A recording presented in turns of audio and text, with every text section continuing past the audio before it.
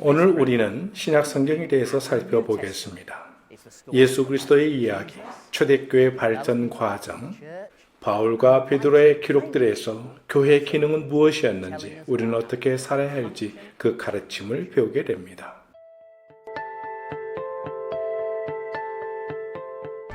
사람들은 신약 성경의 시작이 기독교 신앙의 규칙이나 규범으로만 가득할 것이라고 생각합니다. 그것은 기독교 신앙을 교리나 규칙으로만 생각하기 때문이겠지요. 아닙니다. 신약 성경은 한 사람과 관계된 좋은 소식들이랍니다. 그 한 사람은 예수 그리스도시고, 그래서 신약 성경은 그분의 좋은 소식들로 시작하고 있답니다. 신약 성경의 첫 번째 책은 마태의 기록입니다. 그는 세무직원이었지만 예수를 만나고 새로운 삶을 얻은 사람이었지요. 마태는 유대인으로서 예수가 유대 역사에서 예언하고 있던 그 메시아라는 것을 증명하기 위해 그의 기록에 많은 구약 성경을 인용하여 예언이 모두 이루어졌음을 증언했습니다. 두 번째 복음서는 젊은 마가가 쓴 책입니다.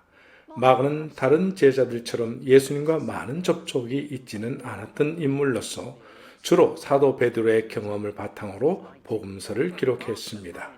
마가는 말이 많지 않았지만 약간 성급함을 가진 사람으로 그의 기록에는 여러 사건들과 가르침이 산발적으로 기록되어 있지요. 하지만 그 역시 분명한 메신저였습니다.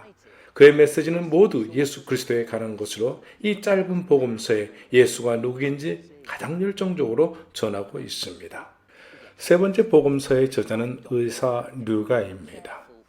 그는 매우 신중하고 사려 깊은 의사인 동시에 과학자였습니다. 그는 이방인들의 마음에 예수님을 좀 더 쉽게 전달하기 위하여 다양한 의학적 서술들을 사용하여 기록했지요. 그래서 누가복음에는 구약 성경의 인용이 거의 없고 유대적인 것도 많지 않습니다. 이방인들은 유대에 대해서 잘 모르기 때문입니다. 그가 전하고 싶은 것은 예수는 유대인뿐만 아니라 온 세상을 위한 분이라는 것이었습니다. 누가는 이방인 독자들에게 예수의 놀라운 이야기들과 가르침을 전하고 싶었던 것입니다. 네 번째 복음서는 요한이 쓴 것으로 이전 세 개의 복음서들과 매우 큰 차이를 가지고 있습니다. 요한은 기록을 위해서 매우 신중하게 자료들을 선택했지요. 다음 7개의 단어를 보십시오. 나는 생명의 떡이요 길이요 진리요 생명이라. 이 7개의 단어는 이후 다시 7개의 기적으로 등장합니다. 요한이 매우 신중했던 것은 특별한 목적이 있었기 때문입니다. 그는 예수를 소개함에 있어 예수를 그냥 인간 랍비, 위대한 스승, 기적의 사람이 아니라 하나님의 아들이라는 것을 증언할 목적이었습니다. 그래서 요한복음 끝에 가면 예수에 대한 모든 의심은 사라지게 됩니다. 예수는 멋진 인격을 가졌고 신구약을 초월해서 가장 위대한 분이 맞습니다. 그러나 그분은 인간 그 이상이었습니다. 그분은 하나님 자신이었습니다. 그래서 이 4개의 복음서들이 아름답게 모자이크로 모여져서 완전한 예수의 모습을 보여주고 있습니다. 여러분, 우리가 이 복음서를 읽으며 인류 역사와 우리 삶의 중심이신 예수를 영접할 때 그분이 참 하나님이시고 참 인간이심을 배우게 됩니다. 복음서의 집필을 끝낸 누가는 그의 두 번째 집필을 시작합니다. 사도행전이라고 부르는 책이지요. 기독교 신앙이 전 세계로 확장되어 가는 놀라운 이야기들입니다. 복음서에는 예수의 생애와 십자가에서 죽으심과 부활에 대해서 말해줍니다. 사도행전은 예수께서 제자들에게 해야 할 일들과 전 세계로 나아가 복음을 전하라는 사명을 주시는 것과 하늘로 승천하시는 이야기로 시작합니다. 슬프고 낙심하여 애처로운 무리가 되었던 제자들은 예루살렘으로 발길을 돌려 특별한 뭔가를 기다립니다. 그 특별한 것이 무엇이었을까요? 성령입니다. 그들은 아직까지 그것이 무엇인지 그가 누구인지 알지 못했습니다. 그러나 오순절날의 급격한 바람과 불의 허와 같은 성령이 임하자 겁에 질려있던 120명의 제자들은 살아계신 하나님의 능력으로 살아나기 시작합니다.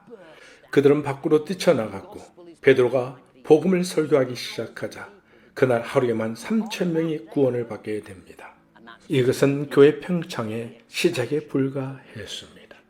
도로가라는 여인이 있었습니다. 유대인들에게는 하나님께서 이 여인에게 관심을 가졌다는 것이 이상했을 것입니다. 유대 사회에서는 남성이 더 우월하다고 생각했기 때문입니다. 그리고 아프리카의 한 방문자는 복음을 받아들이고 아프리카 대륙의 위대한 민족이요 국가였던 에티오피아로 돌아갑니다. 그리고 미움의 대상이었던 로마 군대 고넬료 장군에 대한 이야기도 나옵니다. 복음은 이런 식으로 전 세계로 확산되어 갔습니다. 베드로는 예루살렘에 머물렀고 바울은 안디옥을 기지로 하여 3번씩이나 전 세계를 돌아다니며 선교를 했습니다. 복음은 최종적으로 어디를 향하고 있었을까요? 그렇습니다. 로마였습니다. 로마가 복음을 맞이하게 되고 좋은 소식 그 자체가 됩니다. 우리는 지금 어느 교회에서 이 영상을 찍고 있습니다. 여기 유럽과 아시아와 아프리카와 아메리카의 많은 교회들을 보십시오. 누가 지금 이런 건물들이 생겨날 것을 감히 상상이나 했겠습니까? 그러나 여러분들이 섬기고 있는 교회는 사도행전에서 소개되고 있는 평범한 남자와 여자들이 성령의 능력으로 부활하신 예수를 믿고 온 세상에 복음을 전하는 것으로 시작되었습니다. 오늘 여러분들과 제가 듣고 보아야 할 것은 우리가 접하고 있는 이 복음의 메시지가 1세기에 예루살렘에서 선택된 소수의 사람들에 의해서 유대, 사마리아 땅끝까지 가능한 모든 곳에 전해졌고 우리에게까지 전해왔으며 우리가 그 혜택을 누리고 있다는 것입니다. 그렇습니다. 사도들이 사도행전에서 확장시킨 복음을 수천 년이 지난 오늘 우리가 그 혜택을 누리고 있는 것입니다.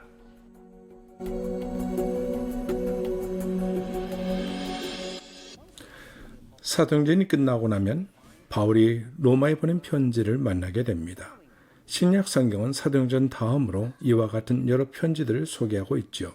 주로 바울, 베드로, 요한이 쓴 편지들이랍니다. 이 편지들은 사람들에 대한 이야기보다는 꼭 배워야 할 기독교 신앙에 관한 내용들이 주를 이룹니다. 이 서신서들은 두 부분으로 나눌 수 있습니다. 첫 절반은 하나님의 비전과 목적, 또 배워야 할 신학적 내용으로 가득하고 다음 절반은 보다 실천적이고 교육적인 것들로 가정생활, 자녀교육, 직장생활, 성품, 부부의 성, 개인적인 삶의 태도와 같이 우리 일상에 꼭 필요한 매우 유용한 정보들을 제공하고 있습니다. 이것 때문에 많은 사람들은 놀랐지요. 그들 생각에 성경은 믿기 어려운 애매한 신학책일 거라고 상상했기 때문입니다. 그러나 실상은 성경의 서신서들은 우리의 일상의 삶과 밀접한 관계를 가진 내용들입니다. 기독교 신앙은 물론 역사적 뿌리를 두지만 그것이 전부가 아니죠. 인생의 시기에 상관없이 우리들 일상과 관계된 이야기들이랍니다.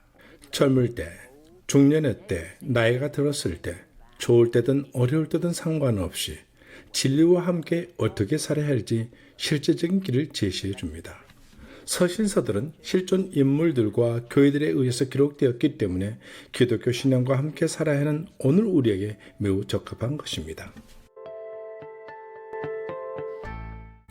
신약 성경의 마지막 책을 계시록이라고 합니다. 사도 요한이 기록한 예수 그리스도의 계시이죠. 밤모섬에 유배되어 있었던 요한은 그의 인생이 끝을 향하고 있을 때에 그의 인생의 엄청난 경험의 실타래를 함께 묶어서 우리에게 신약 성경의 클라이맥스를 보여줍니다. 계시록은 예수 그리스도의 영광스러운 환상으로 시작합니다. 요한은 전문적이고 아름답고 강렬하며 장엄한 환상으로 표현된 이 아름다운 예수 앞에 자기와 함께 경배하자고 우리를 초대합니다. 신약 성경 마지막에 주인공 되시는 예수를 무대 중앙에 다시 세운 것은 너무나 적절합니다. 그리고 요한은 7교회에 대한 실제적인 이야기로 이어갑니다. 1세기 때 7교회들이 겪어야 했던 실제적인 어려움들과 갈등들을 통해서 오늘 우리들이 복음을 전하며 받고 있는 사회적 도전들, 즉 우리 교회에 당면한 어려움과 갈등의 이야기를 담아냅니다. 이어서 계시록은 엄청나게 복잡해집니다. 하늘나라의 보석들, 이상한 동물들, 엄청 화려하게 묘사된 하늘나라의 모습들, 도무지 알 수 없는 것들로 가득합니다. 신학자들은 수세기에 걸쳐서 이 책의 내용들이 구체적으로 어떤 것인지 어떤 의미인지 논쟁해 왔습니다. 저는 이런 논쟁들보다는 좀 더 실천적 관점을 가지고 이 이미지들이 우리에게 무슨 말을 하려고 하는지, 우리가 어떤 중요한 메시지를 얻을 것인지와 같은 것에 관심을 갖는 것이 더 유익할 것이라고 생각을 합니다. 이것이 무엇이지 보다는 뭘 말하고 있지라고 생각하는 것이 좋습니다. 여러분, 계시록이 진짜 하고 싶은 이야기는 영적 전투가 있다는 것입니다. 사탄 마귀는 지구 위에 성난 사자처럼 활보하고 있습니다. 그 사탄은 자기를 지원하는 제도들과 세력을 가지고 있죠. 그래서 세상의 미래가 어둡게 보일지라도 사탄은 끝내 승리하지는 못합니다. 사탄의 최후는 불 가운데서 멸망할 것이고 예수가 최후 승리하게 됩니다. 이것은 예수께서 온 우주의 정복자가 되리라는 것뿐만 아니라 우리도 그 승리에 합류하게 될 것이라는 것을 의미합니다. 그때 우리 눈에 모든 눈물이 씻길 것이고 모든 질병과 고통은 끝나고 모든 불행했던 것들이 영광의 기쁨으로 바뀔 것입니다. 예수께서 승리하셨기 때문에 우리의 미래는 안전합니다. 이것이 계시록의 메시지입니다. 이 메시지는 신약 성경 끝에서 우리 인생 끝까지 인도해 줄 것입니다. 예수님의 통치와 다스림을 확신하는 말입니다.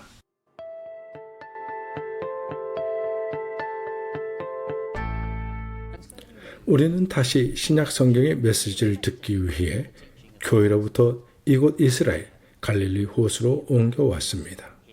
신약 성경이 전하고자 하는 진정한 메시지를 얻는데 큰 도움이 될 것입니다. 크게 보면 신약 성경은 예수님의 생애와 초대 교회에 대해서 말해줍니다. 그리고 교회 역사와 교리, 교회가 해야 할 것과 생각해야 하는 것은 무엇인지 알려줍니다. 그렇다면 오늘의 메시지는 무엇일까요? 무엇 때문에 우리는 교회 안에서 이렇게 넓은 야외로 나와야 했을까요? 왜 우리는 먼저 촬영했던 곳에서 지구를 반바퀴나 돌아서 이곳까지 와야 했느냐는 것입니다. 그것은 성경의 메시지는 성경책 안에서 나와서 우리 삶 안으로 들어와야 한다는 것은 물론 온 세상 안으로 들어가야 한다는 것을 보여주기 위해서였습니다. 세상 모든 사람들은 신약 성경의 메시지를 듣고 배우고 적용하여 삶을 변화시킬 수 있습니다. 신약 성경에는 이야기들, 교훈들은 물론 다양한 수많은 주제들이 있습니다. 신약 성경은 자연들과 인생, 여러분과 나에 대해서도 이야기하고 있습니다. 그러나 그 무엇보다 하나님이 우리를 너무 사랑하신다는 것을 말하고 있습니다. 그래서 아들 예수를 세상에 보냈고 그 예수는 아무런 실수나 죄를 범하지 않고 완벽한 삶을 사셨고 십자가에서 처형당하시며 우리의 모든 잘못과 죄를 담당하셨고 3일 만에 죽은 자 가운데서 살아나셔서 죽음과 악과 사단을 이기셨습니다. 신약 성경의 메시지는 희망입니다. 죽음이 끝이 아니고 악은 끝날 것이며 이 모든 것 너머에 승리의 희망 말입니다. 여러분, 우리 일상의 삶, 모든 나라와 대륙과 온 세상에 이 메시지는 능력과 생명과 함께 온답니다. 신약 성경의 메시지는 예수, 하나님의 아들이 희망이 없는 곳에 희망을, 생명이 없는 자에게 생명을, 고통받고 아파하는 세상에 기쁨을 주신다는 것입니다. 이것이 신약 성경의 진정한 메시지입니다. 우리가 보는 것이 모두가 아닙니다. 우리가 절망적으로 느끼는 그것이 마지막이 아닙니다. 신약 성경의 메시지는 희망이요 생명입니다. 그리고 최종적인 승리는 하나님께 있다는 것입니다. 우리는 신약 성경을 간략하게 살펴보았습니다. 복음서는 예수님의 생애를 말해주고 사도행전은 초대교회에 대해서 말해주고 나머지 부분은 초대교회의 가르침들을 보여주는 것이었습니다. 이 모든 메시지의 주인공은 예수 그리스도입니다. 하나님을 알고 싶습니까? 예수를 찾으십시오. 그분이 바로 하나님이십니다. 신약 성경의 메시지는 와서 예수를 만나고 스스로 발견하여 예수를 믿고 신뢰하라는 것입니다. 그렇게 하실 때 신약의 하나님 예수께서 여러분들에게 오셔서 여러분들의 주님, 구원자, 친구가 될 것입니다. We're progressing really well, and my heart starts to speed up as we begin to meet Jesus. And in community Bible study gatherings, we welcome everyone, just as they are, to come and meet Jesus and grow in Him through the Bible. So now we're going to turn our attention to some of the hard things in the Bible. So stay with us, dig in, and we'll see you next week.